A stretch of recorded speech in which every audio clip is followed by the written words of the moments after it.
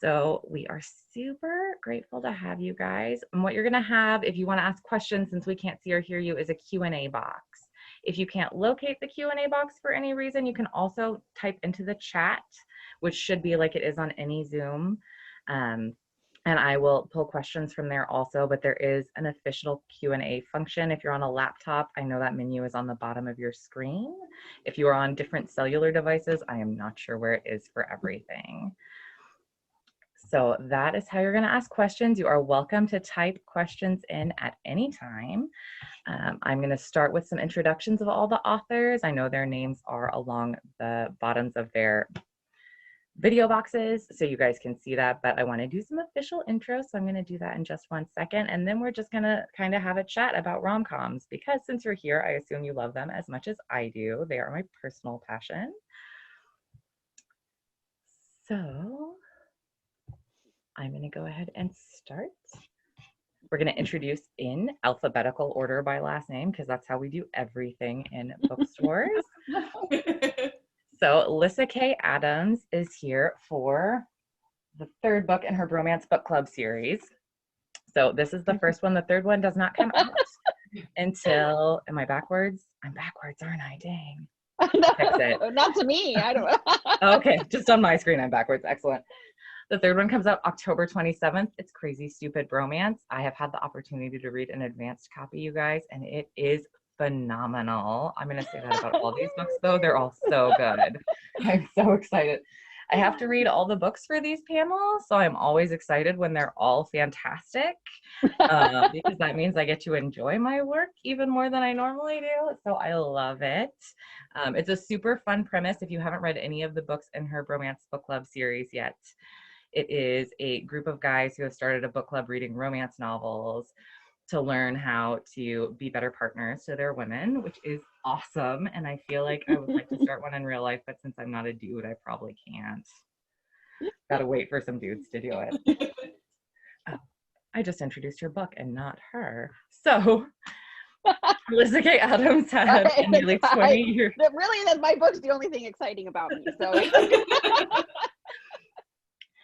Lyssa Kay Adams was a journalist for nearly 20 years.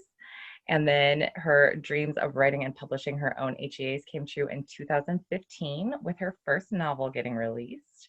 Today, she writes full-time from her home in Michigan with a canine assistant named Domino, who spends most of his day snoring on her desk. Is that true? He spends most of his day on your desk? He does. Yeah, he's, I should have let him in here tonight. He's a little 10-pound Maltese, and he's very, very spoiled. And so he'll ask to get up like a toddler. He like puts his paws up on me. And so I'll put him up on my desk and he'll just curl up and go to sleep for most of the day. If I'm down here, he's asleep on my desk. Yeah. Oh.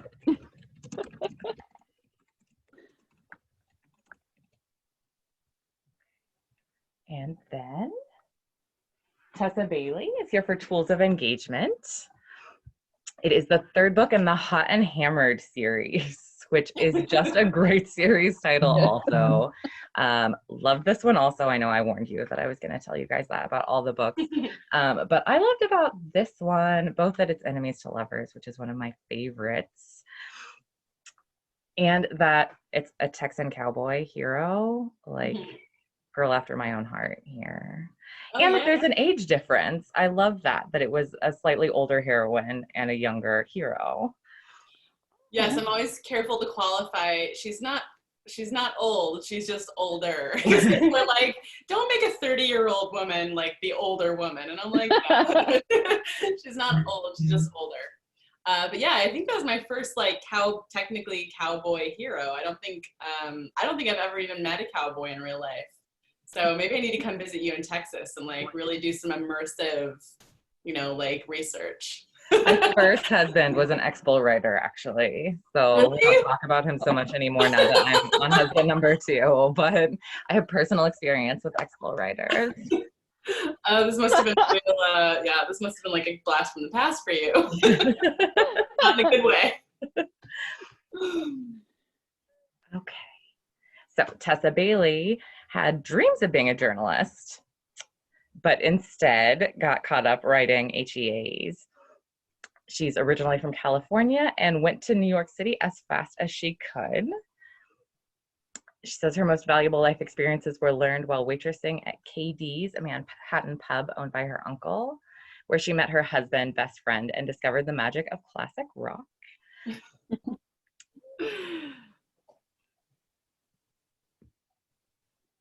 Sorry, she now lives in Long Island with her husband and daughter.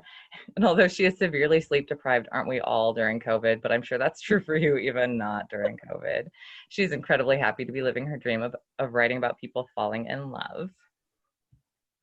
Yes, it's true. Nice to meet everybody. And I just want to say that I'm discovering at the same time as you how pale I am.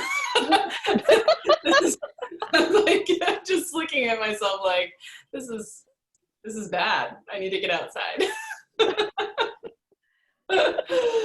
You guys are probably having chilly weather already, though.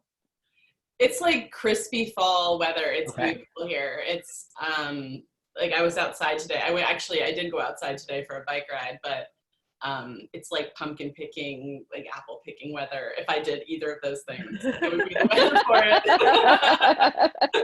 it. Yeah, it's beautiful. Okay, and then Jenny Baird is here for the duplicate bride. So this one, you guys, I posted a review on our social media a few days ago. So many shenanigans, and I love it so much. It is just a super fun romp with just totally unbelievable things happening, but you feel so immersed in it. Like the emotions are very real, and I adored it. I feel like that's very glary. Got just the wrong lighting there. Okay. So love it. So much fun. And Jenny Baird is a New York Times and USA Today bestselling author. She writes heartwarming contemporary romance. She's published more than 25 novels and novellas independently and with traditional publishers. This one happens to be with Entangled. And she's a member of RWA and Novelists, Inc. When she's not writing, she's cooking, biking, and taking long walks in the woods with her Labrador retriever. She lives in Virginia, where... That's not true. It is not true. That's an old bio. That's an old one. She just told us she's in from South Carolina? North Carolina. North Carolina, dang it. From one of the Carolinas, aren't they the same? Beautiful country is what you've got over there. We've only been here a month, and so they didn't change the bio. So Duplicate Bride, loved it so much, you guys, and that's Jenny Baird. And then finally, Sarah Smith. Okay, I'll work that out later. Sarah Smith, who is actually here for Simmer Down, which comes out next week on the 13th. Faker was her debut novel. This was my favorite romance book of last year, you guys. It is incredible. She writes super steamy. Simmer Down is another enemies to lovers.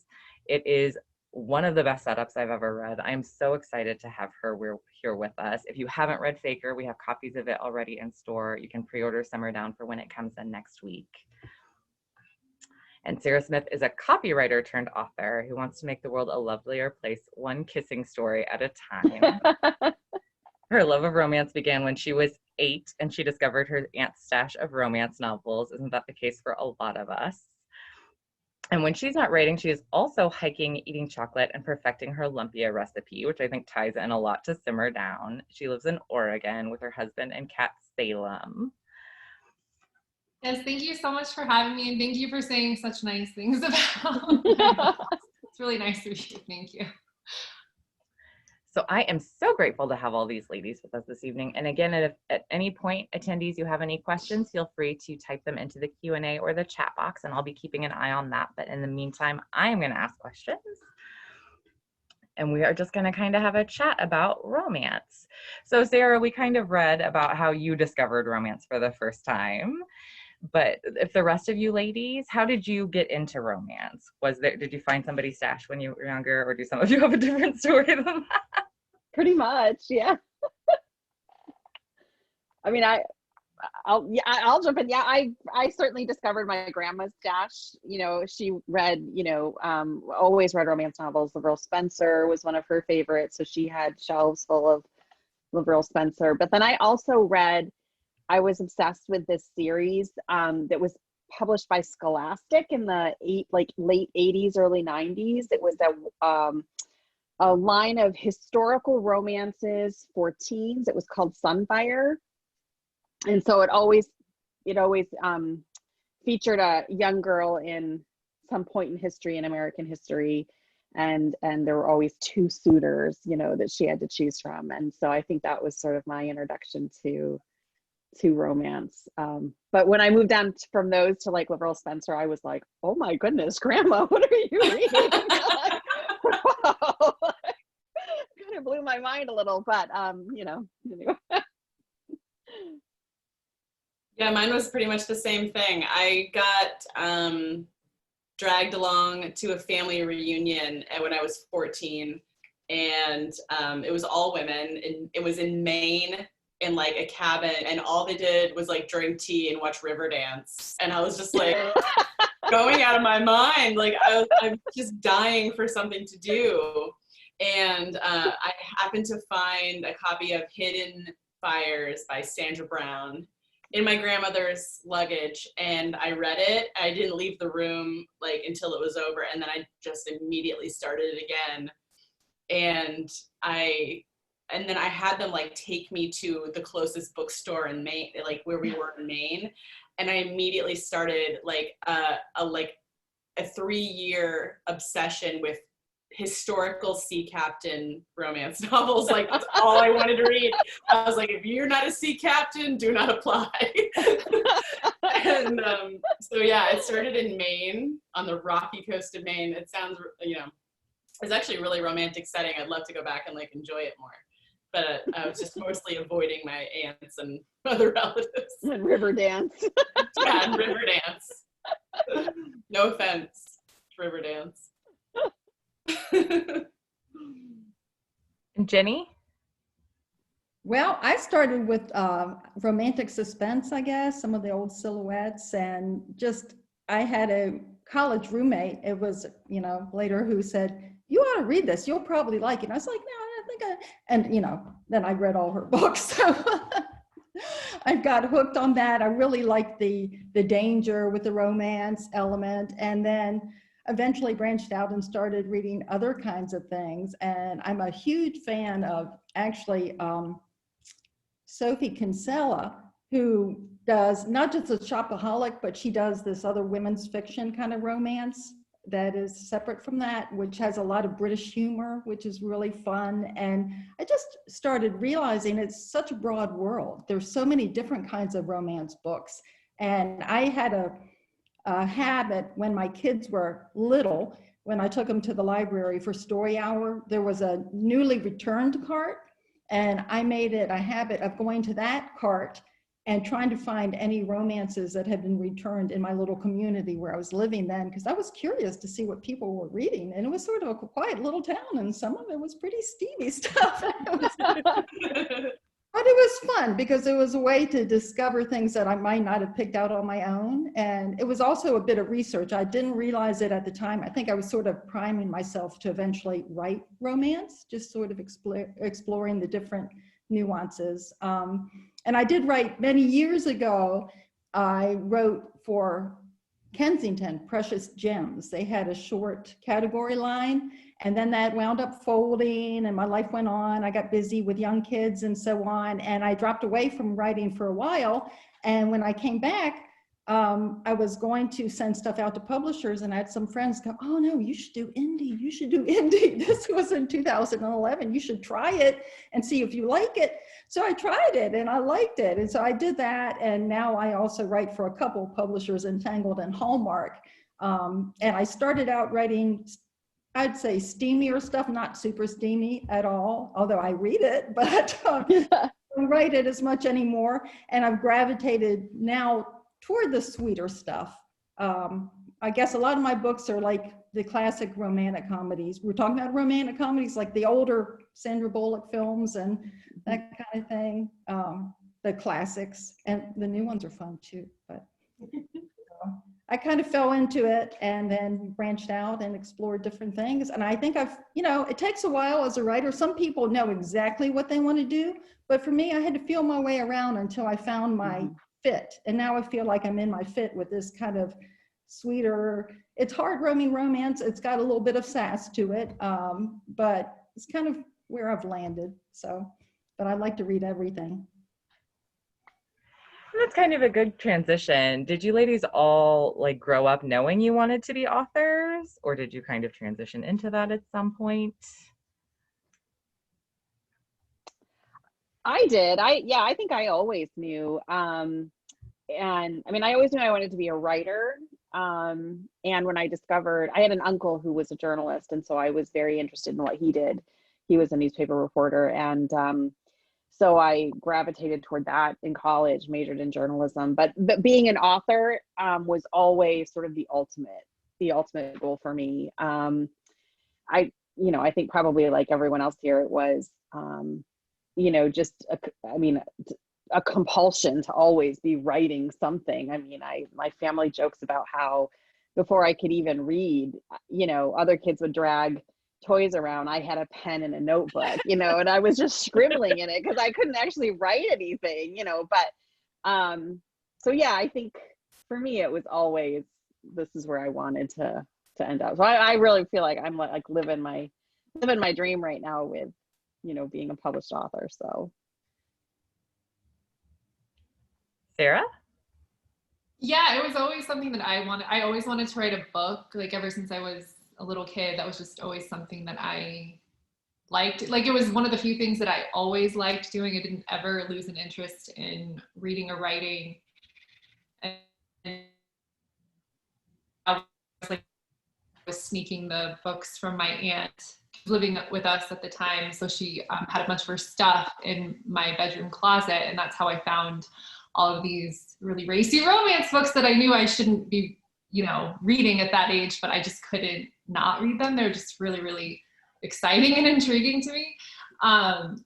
So yeah, for a really long time, I would try to write, like random stuff, like literary stuff. And for a while I was trying to write horror, and that was horrible. I don't know why that was so bad. And then I finally was just like, why don't I try to write romance, rom-com? It's what I like reading. And then something just finally clicked, and I feel like I found what I was supposed to be writing for so long, as weirdly cliche as that sounds. But I wanted to be a journalist, like my bio said. I was the editor-in-chief of my high school newspaper. And I majored in journalism for 2 years, and then I was kind of like, I don't know, I switched to English. I always wanted to write romance novels. It never occurred to me that I could actually do it. You think like that the skill level and the drive and the connections you need to do something like that are just something you'll never achieve. And then it happens, and it's unbelievable that people are actually pay to read stories you're making up, in your head. So I still can't really believe I get to do this.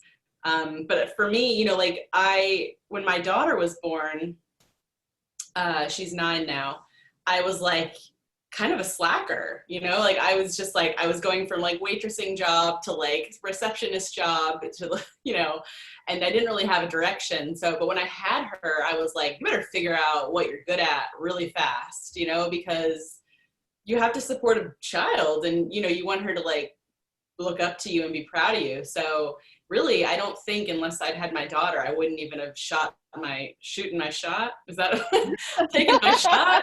Shot my shot? I don't think I would have like really just tried, like sat down and wrote a book and submitted it.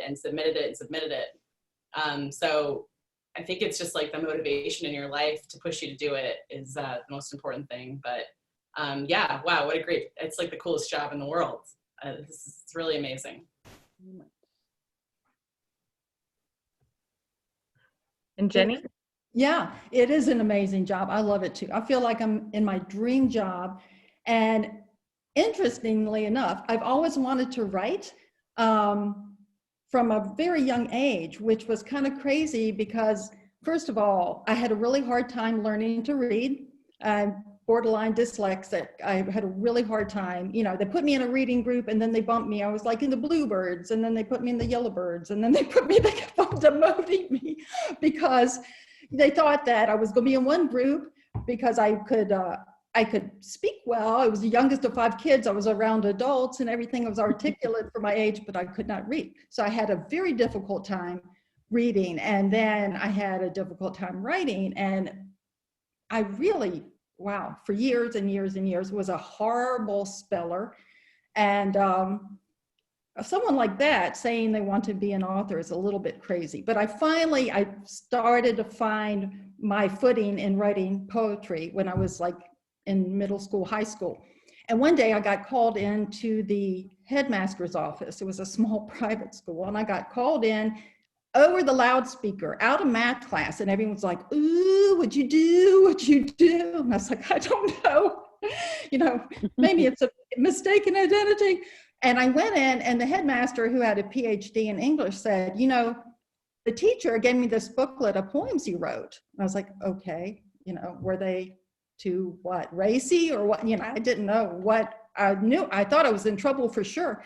And he said, actually, you know, I was 14. He said, they're really good. I think, he said, have you considered a career? And I was like, career then was boys. I really had not thought on that. And he said, I think you ought to pursue writing. And I was like, oh. And that was amazing to me. Somebody who had struggled to read and all of that and really couldn't spell worth a darn. I mean, I tell you, spell check has saved my life. So I think nobody should get discouraged because there are tools. And now I actually spell much better because I've had a lot of practice. But he asked me if I'd considered that, and I hadn't, but it planted that seed in my brain. And I thought that would be so cool because I had always kind of wanted to tell stories. I had this thing where I wanted to tell stories. I love telling stories, making things up. And I wanted to share that, but I didn't think I had the technical skills to do it. And then he gave me that encouragement. I went home and I told my parents, I was so excited. And they're like, no, that's not going to work. They're like, you're not going to be able to do that way. You're not, you know, you got to get another job. My dad was a college professor. He's like, I write things, you need to get a, you know, get a real job. I was like, okay, well, so that didn't go so well. But I did write for my college paper, and that seed was there, and I had that where I wanted to write. So finally, I had a job with the State Department. I did many different things, and I also did a little genre hopping. I started writing thrillers, spy thrillers, based on my time in the State Department, and those didn't do real well. I couldn't sell them. I sold them to a small press in Australia. They did okay, but that was years ago, and they were ebooks before ebooks were cool. Before there were even e-readers. And so, you know, I tried that. I tried writing for a parenting magazine. I tried more poetry, which is like was my own edification, I guess. And I hopped around and hopped around and hopped around. And I thought, I just need to, you know, I'm so frustrated. I felt like I had this thing inside me that wanted to write. And I'm a big dreamer. I'm sure you guys, I mean, literally, I have crazy dreams. A lot of writers do, very vivid dreams. Yeah. And I had this dream one night when my kids were really small, that I was sitting in the backyard and I was looking up at the sky and I was like, God, what do you want me to do? Why did you give me this passion that I want to tell stories? And everywhere I go, there's a roadblock. What am I supposed to do? What am I supposed to do? And I looked up in the sky, and there was a skywriting plane going by with big puffed letters coming out behind it. And it said, write everything. I was like, what? Write everything? I feel like I have written everything. And I thought, I think I just need to go to the movies. And I went and I thought, what kind of movie do I like to see? Oh, romance, happy ending movies. What kind of books make me feel good? Oh, romance. Why have I never thought of writing a romance? Because I might not be any good. You know, so I decided, well, let me dip my toe in. I'm going to write 10 pages of a romance and send it to Kensington Publishing, where they said they wanted the first 50 pages, but why write 50 pages? So I sent 10 pages and a little book blurb for this little romance to Kensington. And I thought, well, we'll see what happens. I heard back from the editor like in 2 weeks, and she said, I'd like to see the rest of the book if there's the rest of the book. And I was like, oh, she liked the 10 pages. So I told the kids, Mommy's going in her office. Do not bother me unless there's blood or there's fire, which probably was not a really good thing to say. But I mean, I would have. We've all said it. Yeah, we've all said it. And I just madly wrote that book. It was kind of crazy to think of now. I wrote it in 10 days. I did not sleep. my I sent it gosh. off, and I heard it was January 4th. I got a call from her saying, "You're my first book buy of the new year." And I opened, the kids were at the table, and everyone was at the table, and I ran to the front door, and everyone's going, "What's going on? What's going on?" And I opened the door. We lived by the mountains. I opened the door and I went, "Woohoo!" And just heard it echo back, because it was just such validation. And I was like, this is what I'm meant to do. This is where I'm meant to be. And that's how I started writing romance. It just, yeah, I'm sorry, that was a very long story, but I did always want to tell stories. I did not have the technical skills, but I developed them over time, and I came into the genre that I love. And I believe in it. I believe in the happy endings. So. Okay, so obviously romances always end happily, but one of the things I love about rom-coms in particular is that you guys do these like crazy difficult things to your characters, which is what makes them kind of funny for us. And I love it, but I wonder sometimes for you guys as authors, like, is it fun coming up with those crazy situations, or is it just like kind of hard because you have to do it over and over and they can't be the same crazy situations, right? And do you feel bad about doing those things to your characters? No.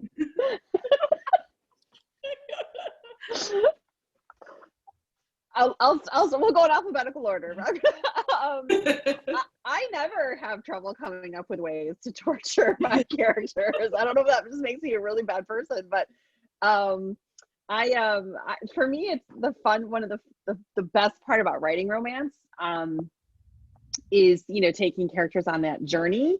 And I think that's one of the reasons, why I always sort of shake my head when, like, I know romance sometimes gets painted with this brush as predictable, that romance is predictable. They always end the same way. For me, that's actually shows the strength of the genre, because people keep buying it, right? I mean, if predictable meant something bad, it wouldn't be one of the top selling genres in the industry. And I think the reason is because every journey towards that happy ending is different.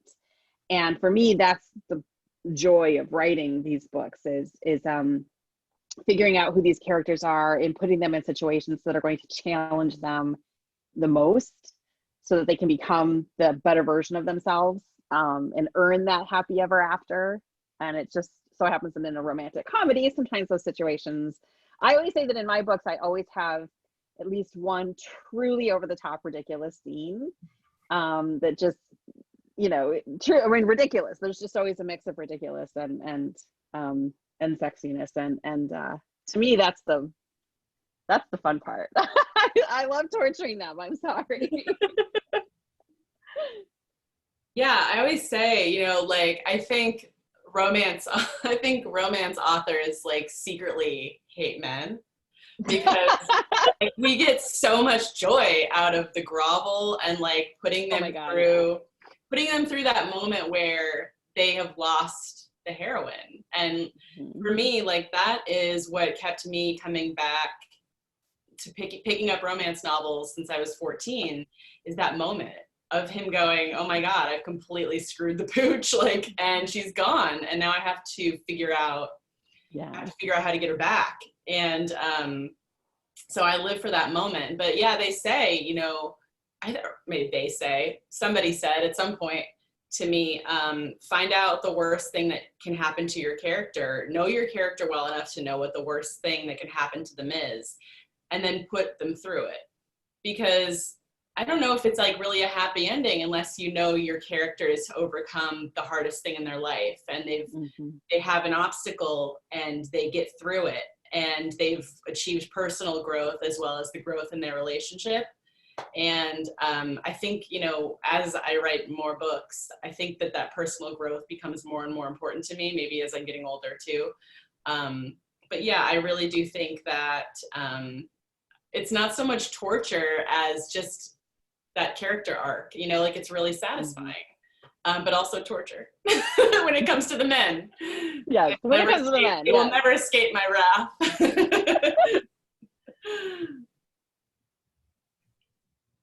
maybe I'm the odd one out. It's really, really hard for me to like make them go through the dark moment because I feel so like You're too nice. yeah, maybe, or I'm like delusional or something. I eventually get there, but like I feel so bad. I'm like, oh my gosh, this is so hard. And like I often get told by like a beta reader or an editor, like this needs to be more painful, or it needs to be worse than this. This isn't like bad enough for them to like fall out over. I'm like, okay, and it's so hard. It's hard. Yeah.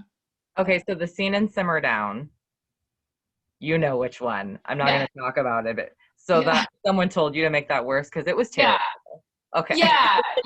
They're like, you gotta go. My editor, who's amazing, she's like, it needs to be like more wrenching than this. I'm like, but I don't want that to be like, but I can't wait to read it. Hopefully, but it's just very, it's really hard for me to get there, but it was the right choice because I think it made the story a lot better. And like Tessa said, like, you make your characters go on that journey, and then at the end, it's so satisfying when they get their happily ever after because they earned it and they went through all of that crap and they're still together. So it's the right thing to do. It's just really, really hard for me personally. Yeah. Jenny? Yeah, I don't mind putting my characters in compromising positions. That part is kind of fun for me.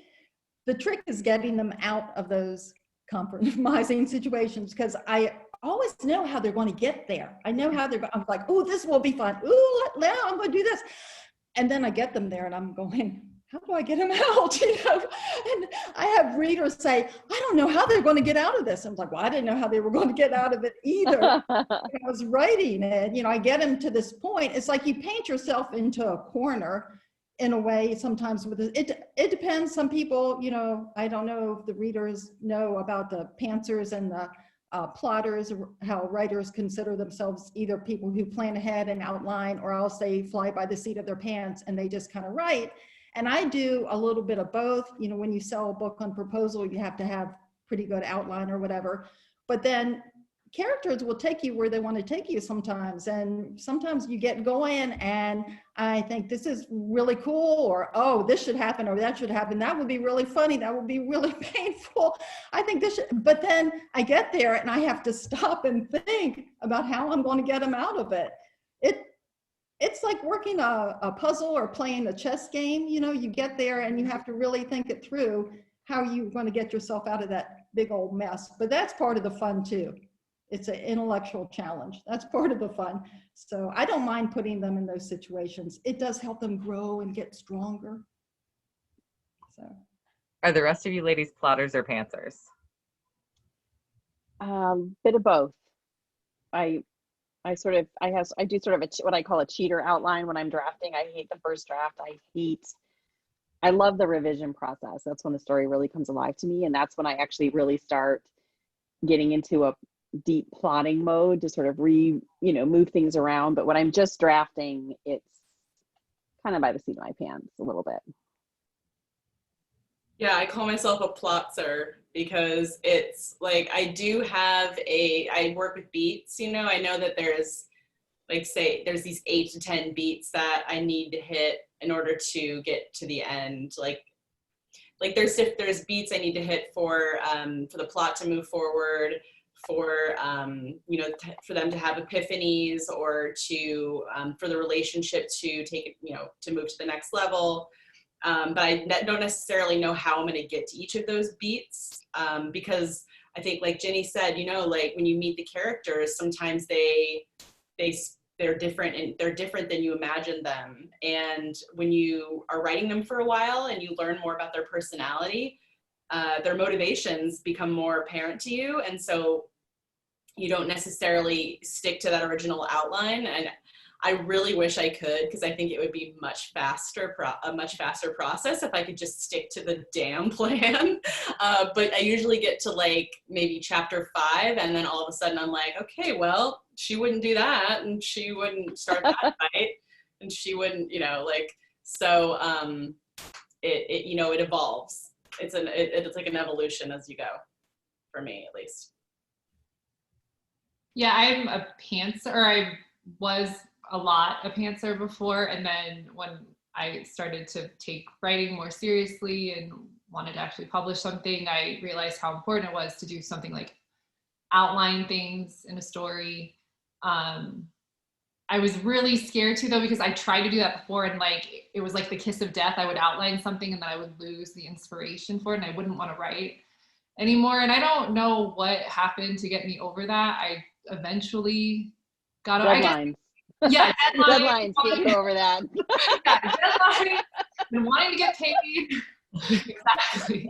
I think also I don't do very detailed outlines. They're pretty general. Like I generally know what's going to happen, but not like some people do like tens of pages of outlines. I could never do that. Like mine is like 2 pages. And then I can stick to that pretty decently well. But yeah, I'm a mix of both now. And hopefully I won't ever go back to pantsing and just because that's way too unstable. Okay, so I mean, I kind of like the. Oh, I'm sorry, I didn't mean to interrupt you. I was just gonna say. I mean, I kind of like the one thing I do like about that drafting process, though, is that it is a process of discovery. You know, where you think you know your character, and then suddenly they surprise you when you're writing, and so that's the good thing about the first draft is, you kind of are meeting your characters, and they surprise you sometimes. Yeah, totally. Yeah.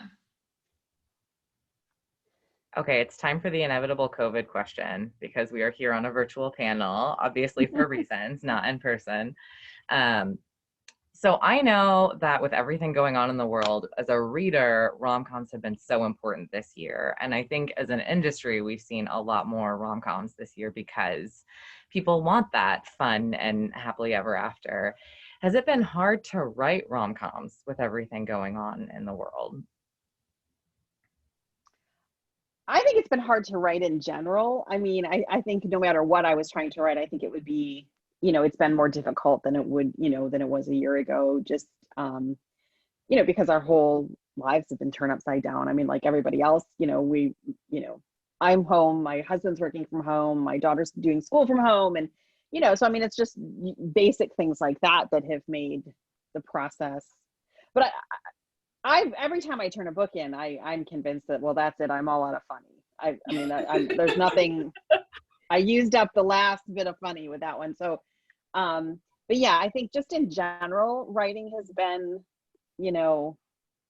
things just take twice as long that they might have a year ago,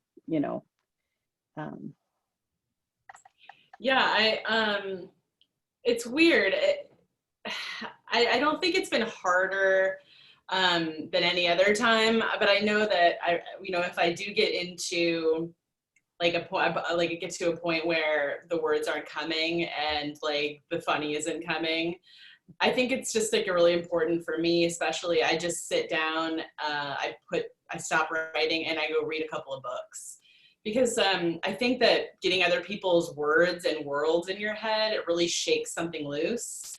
Like I just remember I was kind of in a rut and I read Love Lettering by Kate Claiborne, and I was like, I don't know what it was about her voice that I was just like, okay. And then I just went and I sat down and wrote my rom-com that's coming out next year.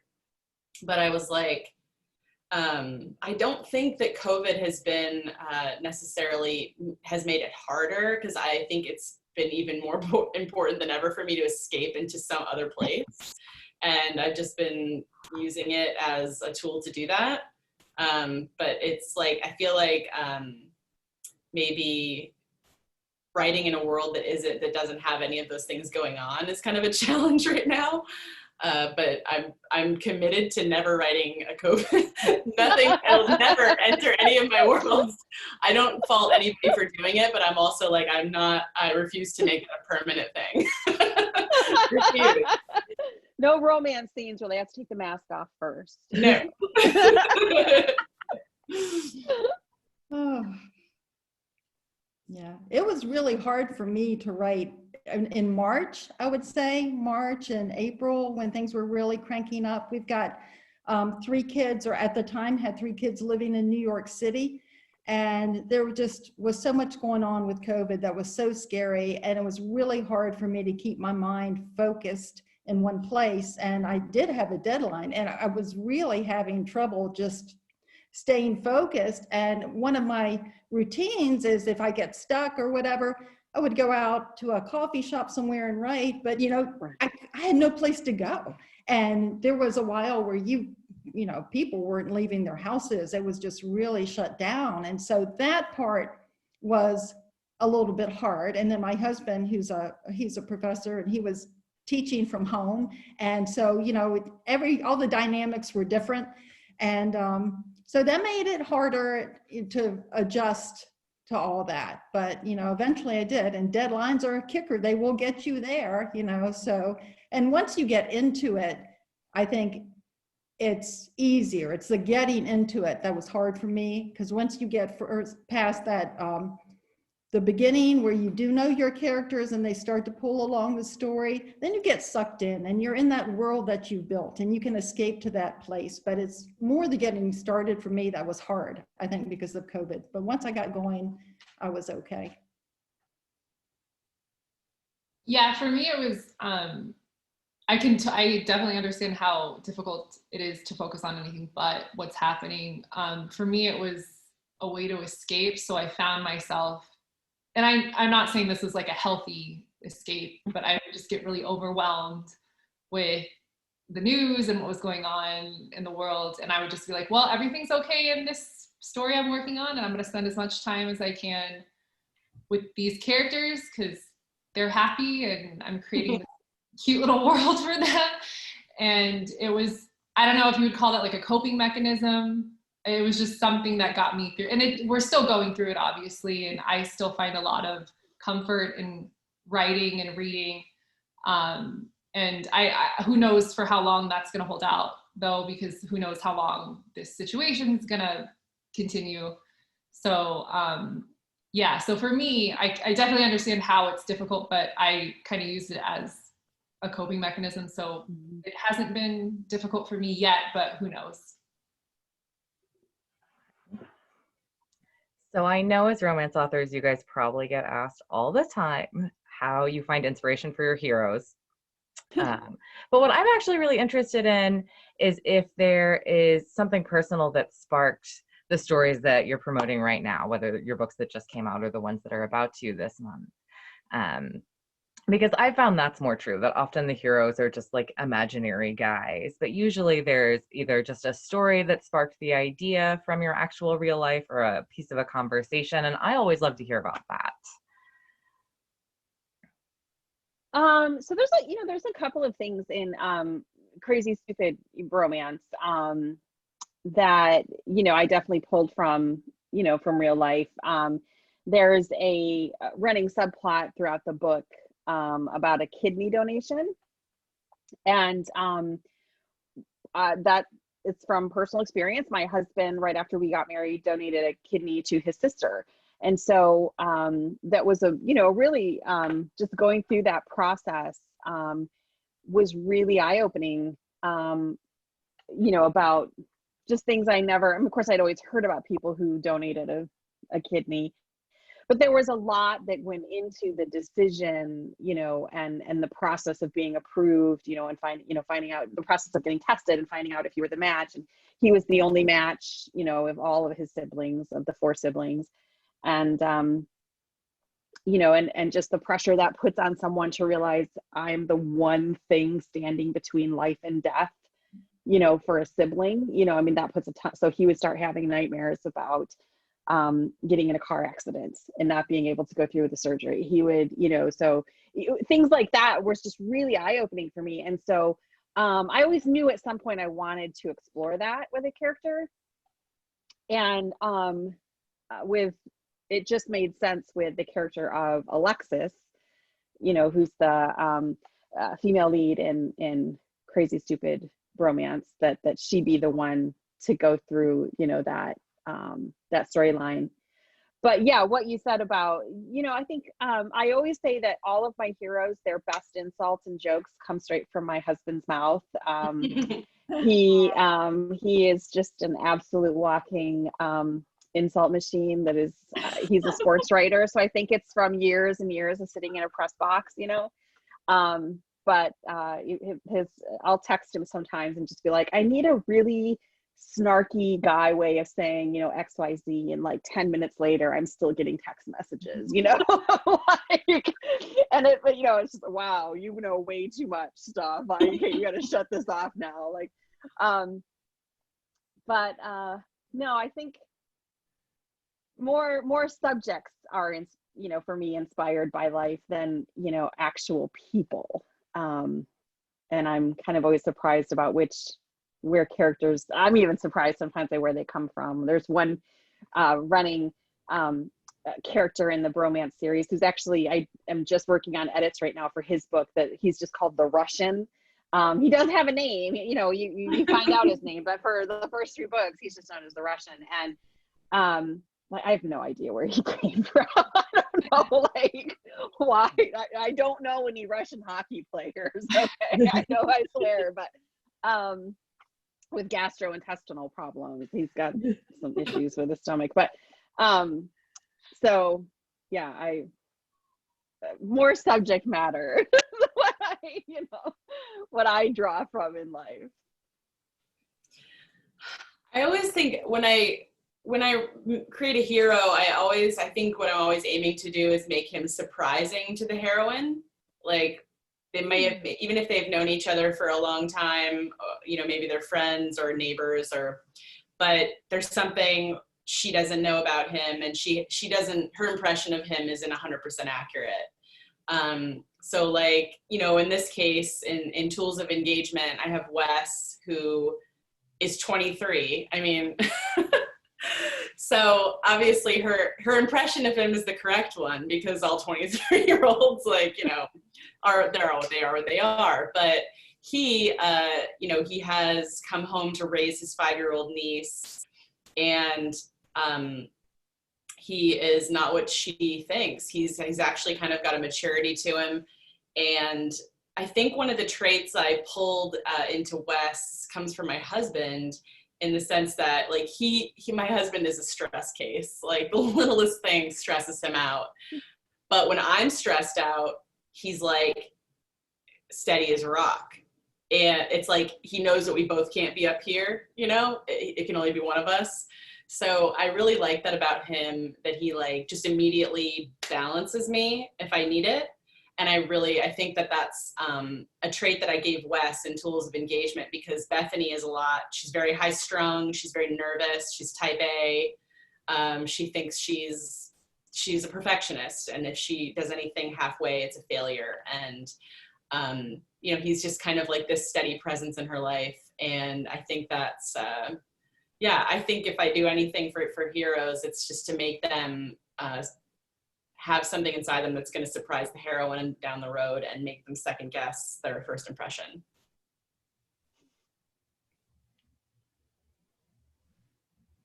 Jenny?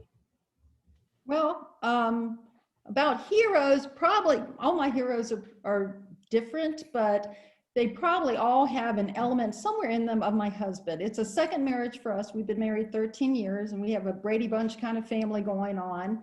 And he really renewed my faith in romance. I was like, not believing, man. I was not believing, but he really renewed my faith. And so when I have a heroine who's lost her faith in romance, like many of mine have for various reasons, or doesn't believe that a man can really be there, stand up, be the good kind of guy that she wants to believe is out there, I have that sole belief that that kind of person is there because I found one. And so I feel like the heroes are different, but there's a core somehow that I feel connected to, and I feel really a lot of inspiration actually from my husband, which is sweet.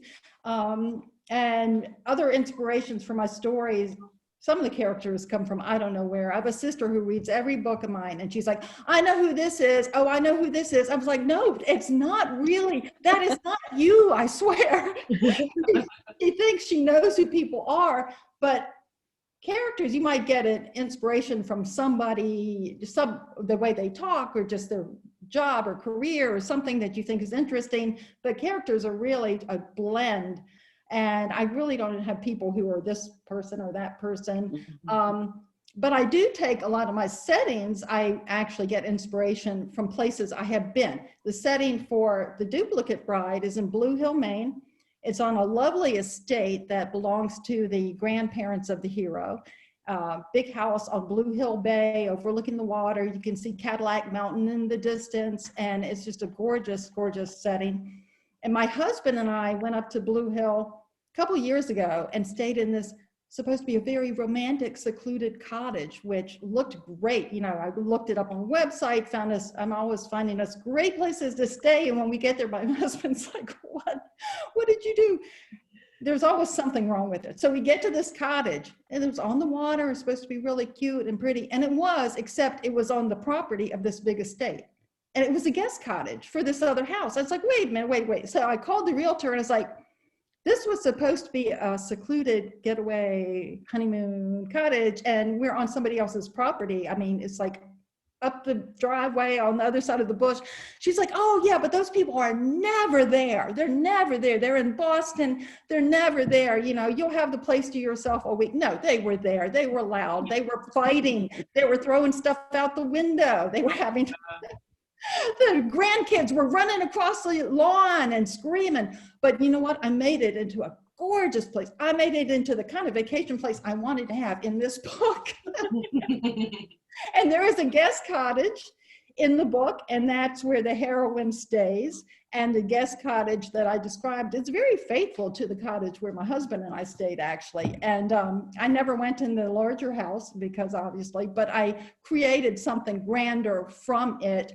And the fun thing about settings is you can be inspired by something and then make it into a much better, more wonderful place than you actually saw. We stayed at a farm. We rented a 50-acre farm on the eastern shore of Virginia one year with the family, and I got the worst chigger attack. I had horrible chiggers. It was a miserable vacation. I set one of my books there, The House at Homecoming Cove. It was beautiful. It was scenic. Nobody got attacked by any kind of parasites. So you can fix it in fiction. The inspiration for settings I get for sure. For people, they're always a blend, but for the heroes, a lot of that comes from my husband. Yeah, I can definitely relate to what you said, Jenny, about composites, or like your certain characters are composites of people that you know. It's never like based off of one person. That's how I tend to do it, because it would probably really creep me out to like, right? Yeah, right. Like a main character who is somebody I know in real life. That would be really, really weird to me. But I also, Lyssa, like when you were saying about the kidney issue, like that's something that I did in Simmer Down with the main character, Nikki. Her dad has passed away. And for me, I like the loss of a parent is something that I went through recently, and I wanted to explore that, but I didn't want to like have it be too close. So I had it be her dad. So it was just kind of like, so that is something that I felt comfortable taking from real life and putting that into a book. I feel like it kind of helped me. Not that I don't want it to sound like selfish, like, oh, I wrote a book to help me like grieve, but it kind of did, because it was cathartic in a way to have this character like go through something that I went through too. And I think everybody can relate to losing a loved one. So, and I don't know, I guess like as a writer, that's how I process things. I don't know if that's healthy or not, but it helps. I think we all do. I think it's. You need to stop worrying about what's healthy. Yeah. Just go with it. Yeah, that's true. I mean, like, I don't feel like I like acted out in a really toxic or unhealthy way. So yeah, if I was able to figure out a way to write it and incorporate it in the story that I was working on, then it felt really therapeutic and cathartic for me. Yeah. So yeah. Well, and one of the things I love as a reader of romance is that, you know, we talk about the romance because obviously, but that does deal with so many other emotional things in the process of getting to that happily ever after. That all the stories have other things going on. It's not just two adults who can't seem to get into a relationship because they forgot to talk to each other, although that happens, right? And I love that as much as the next person, where you're screaming at the book that they just need to have a conversation. But there are other life things going on, and I love that romance novels in general do such a great job of delving into the human psyche, and not just in those romantic relationships, but in general. Yeah, I think that's one of the best parts about romance and why it's so popular, is that it really celebrates the inner lives of people in a way that I think other genres don't always. And you know, shows sort of the connection between you know, our health as a person leads to a healthy relationship, and you know, nothing, you know, relationships don't exist in a vacuum. They, you know, whatever we're going through outside of it affects the relationship. And so I think that's one of the things that romance just does so well, is it celebrates the things that, you know, other genres might consider mundane. You know, I mean, lives of moms struggling to balance it all. And, you know, I mean, there are, you know, some of the scenes that I just always resonate with, me, are scenes of, you know, moms having to figure out, you know, oh my gosh, I still have to cook dinner today. Or, you know, I mean, it's just those things that reflect, I think romance just reflects the daily lives of people in a way that celebrates them. In you know, the things that might be considered mundane in other genres. But they're so important because it is who we are. And that's one of the things that I love about romance.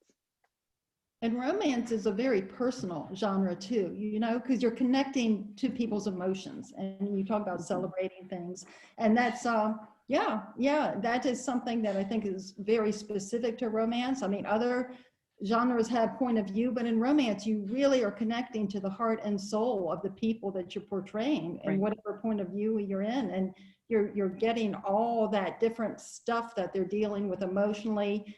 And so you see them internally and externally, and a lot of times the conflict between what they're doing and what they're saying and they're thinking, and it makes it very interesting and very rich, I think. And I believe that's why people can connect to it so well, because they do feel that emotion that puts them in the book and in the character, and makes them really feel what's going on, which is special, really special about romance.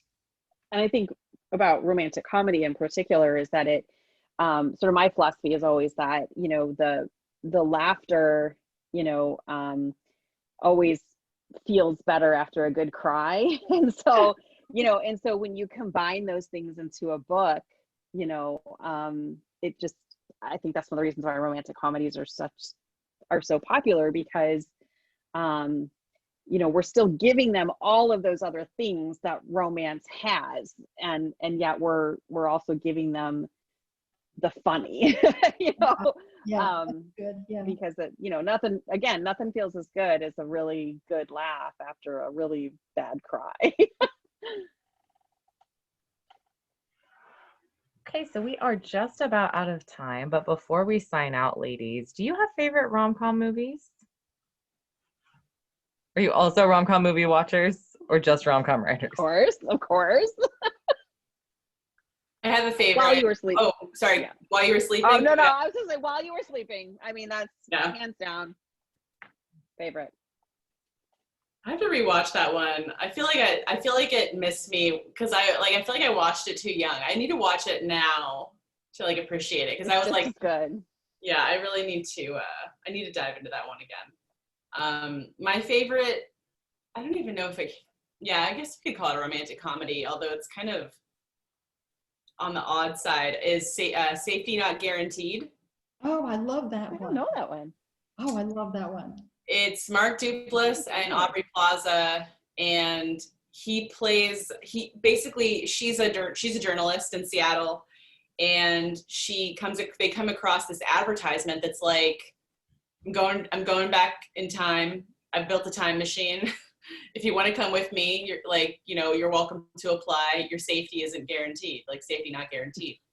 And so they're like, let's do a story on this crackpot, you know? And so they go down, to wherever he is. It's like a small town, and she kind of like, she's like undercover, and she's like, let's go to the past. Like, let's fire up this time machine. And then she like slowly, you know, falls in love with this man, and it's a magical movie. It's magical.